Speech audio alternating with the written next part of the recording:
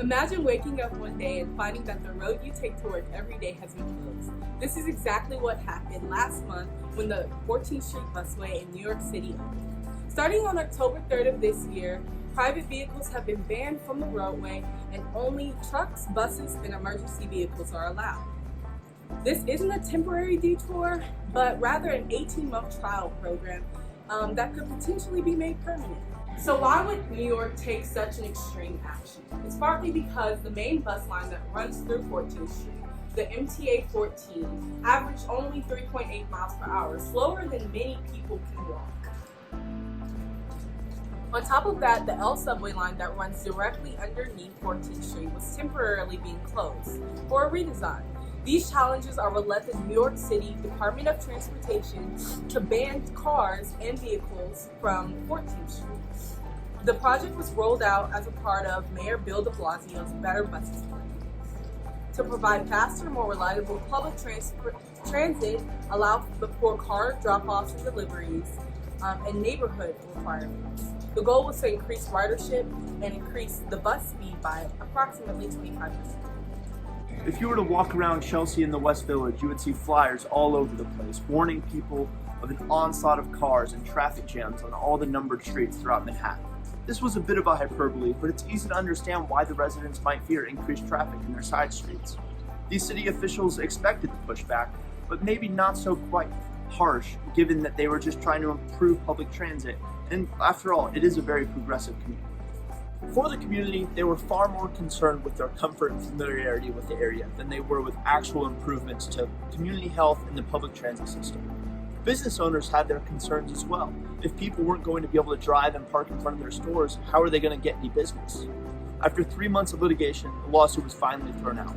The lawsuit had argued that the project would increase overall traffic and pollution, but that was a bit absurd. After all, public transit has been shown to be much better for the environment. I mean, look at that tree. That's a good tree. Don't you want that to be there? Because I sure do. Eventually, the city gave way to the busway. They couldn't say all the conjecture of what might happen. There'd be traffic here, traffic there. The only way to actually find out is to do it. And October 3rd, that's exactly what they did. Although public opposition to the busway lasted up to the day it was opened, since then there have been none of the casualties, apocalyptic traffic jams, or ghosted cafes that people were concerned about. In fact, within the first 4 days of the busway's implementation, 14th Street and the surrounding area have been almost completely transformed. For one thing, it's super quiet. There's no more obnoxious honking and stressed out commuters. More pedestrians and cyclists have been spotted walking to and riding to their destinations, thanks to a lower chance of being hit by a car. Neighboring coffee shops and pizzerias are still hosting their typical breakfast and lunch crowds as well.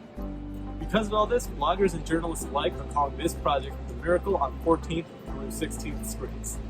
And now that the busway has been in place for about a month, we're starting to get some hard evidence about how effective it is. 3 main benefits have been observed. First, initial data has shown that buses using the 14th Street busway have seen a 30% reduction in travel times. The rate of on-time buses has increased by 50%, wildly exceeding expectations. Because of this improved bus performance, ridership has spiked by 20%. And finally, and most surprisingly, there actually seems to have been a slight reduction in traffic in the surrounding areas. Presumably, the reduced road space was offset by more people riding the bus. What some feared would bring about mass pandemonium has seemingly accomplished its goals immediately after being produced. There was no apocalypse, the environment is better for it, and this model can be reproduced across New York City and others. Despite the glowing reception, however, the busway did have some negatives. Research reports little change in actual traffic. After nearly a week and a half, the greatest decline in traffic is by negative 0.3 miles per hour between 10 a.m. and 6 p.m. on 12th Street, and negative 0.5 miles per hour during the height of rush hour on 15th Street. Traffic has improved, but stats show that these changes are negligible. Additionally, the busway has only been placed for about a month, and more data is needed to be sure that the benefits will be long-lasting. The natural question after the success of the 14th Street busway is, how can we make this happen in Atlanta? There are definitely some challenges that would prevent a busway of this sort from happening. New York City has a strong street grid, so one street being closed doesn't mean that drivers have to take that street. They can take parallel streets and side streets. Atlanta has some gridded neighborhoods, but not to the same extent as New York City. On top of that, Atlanta has a much lower ridership of transit and buses in general. The number of people who would benefit from this system or busway would be significantly lower than that of the 14th Street busway in New York City. Still, our endless traffic here in Atlanta means that we don't really have any other options besides trying to improve transit. And the city has recognized that. Before leaving office in 2018, former Governor Nathan Deal proposed a bus rapid transit plan. The BRT plan for Atlanta is a bit different to the 14th Street busway.